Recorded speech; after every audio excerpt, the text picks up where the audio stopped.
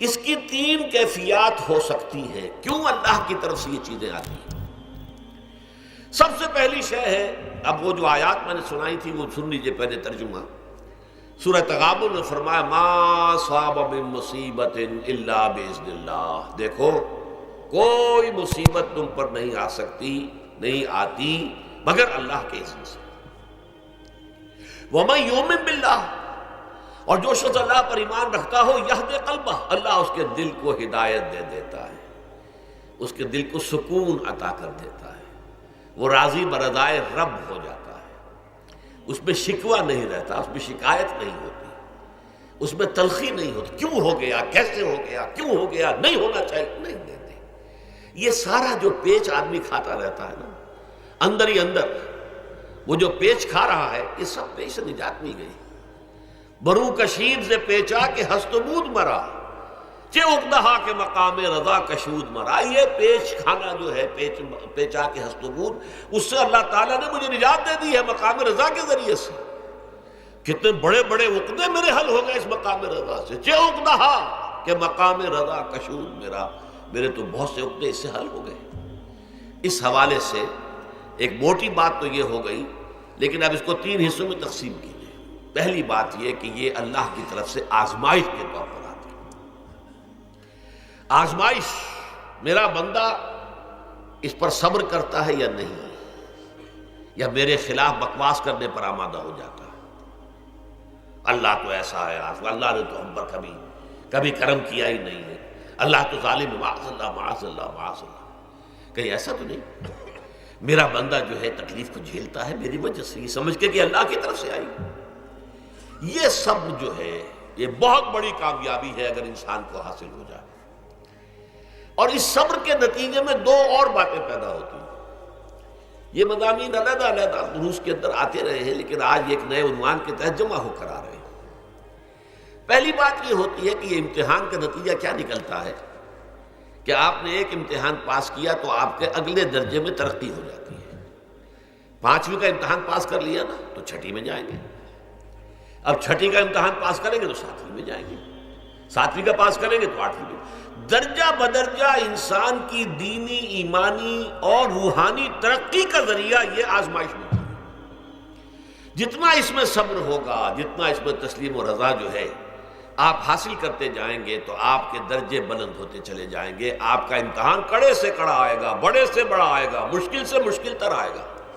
ایک وقت میں ایم اے کا امتحان بھی آپ کو دینا ہوگا، ایک وقت میں ہو سکتا ہے پی ایچ ڈی کے لیے تھیسس آپ لکھیں، پھر اس کے اوپر جو ہے ٹیم بیٹھی ہوئی اور آپ سے وہ بحث کرے، جرا کرے آپ سے، وہ بھی کرنا ہوگا۔ لیکن یہ کہ اگر پرائمری ہی میں فیل ہو گئے تو اس کا سوال ہی پیدا نہیں ہوتا کہ کبھی آپ ایم اے کا یا پی ایچ ڈی کا تھیسس بھی لکھیں۔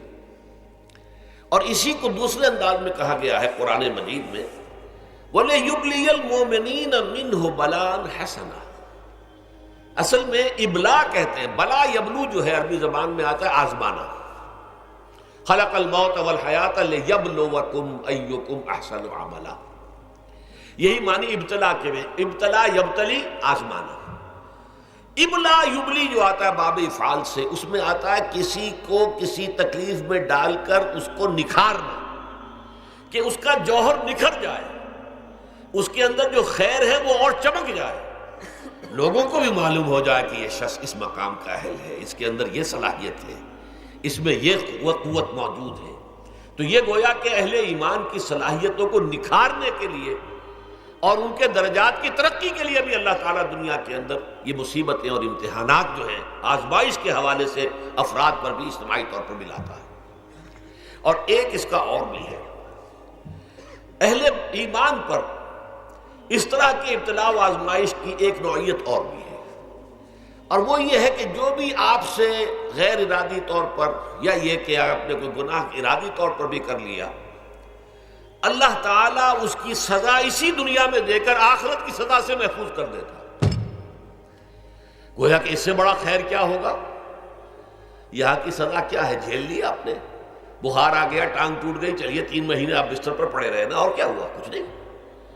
لیکن یہ کہ آخرت کی سزا ملتی بہت عظیم ہوتی، لہذا کفارہ بناتا ہے اللہ تعالیٰ گناہ، ان جو بھی گناہ ہو گئے ہیں، غلطیاں ہو گئی ہیں، ان کا کفارہ اللہ تعالیٰ بندہ مومن کے لیے، حضور کی ایک حدیث ہے، اس کا متن مجھے اس وقت یاد نہیں ہے، کہ مومن کا معاملہ عجیب ہے، اسے کوئی تکلیف پہنچتی ہے صبر کرتا ہے، وہ اس کے گناہوں کا کفارہ بن جاتا ہے، اور اگر کوئی خوبی ملتی ہے اس پر اللہ تعالیٰ کا شکر ادا کرتا ہے، اس کے درجات بلند ہو جاتے ہیں۔ تو یہ معاملہ جو ہے اللہ تعالیٰ کی طرف سے بندہ مومن کے حق میں خیر، کہ در حقیقت اس کے ان گناہوں کی پاداش کہ جو اس نے یہاں کر لیے ہیں، یہی دنیا میں دے کر دھو دیا جائے، پاک کر دیا جائے۔ جیسے آپ کو معلوم ہے دھوبی جو ہے کپڑے کو بھٹی میں چڑھاتا ہے، گرم پانی میں ڈالتا ہے کہ نہیں ڈالتا، تاکہ اس کا میل نکلے، اس کے آگے پٹکتا بھی ہے ذرا اس کو تاکہ وہ میل اچھی طرح چھٹ جائے اس سے۔ اسی طرح اگر دنیا میں ہمارے میل چھٹ جائیں، دنیا میں اگر ہمارے گناہ دھل جائیں، تو یہ بڑے نفع کا سودا ہے، بڑے نفع کا سودا ہے، بڑے نفع کا سودا ہے۔ اس اعتبار سے آپ غور کیجئے کہ اگر یہ حقائق ہمارے سامنے رہے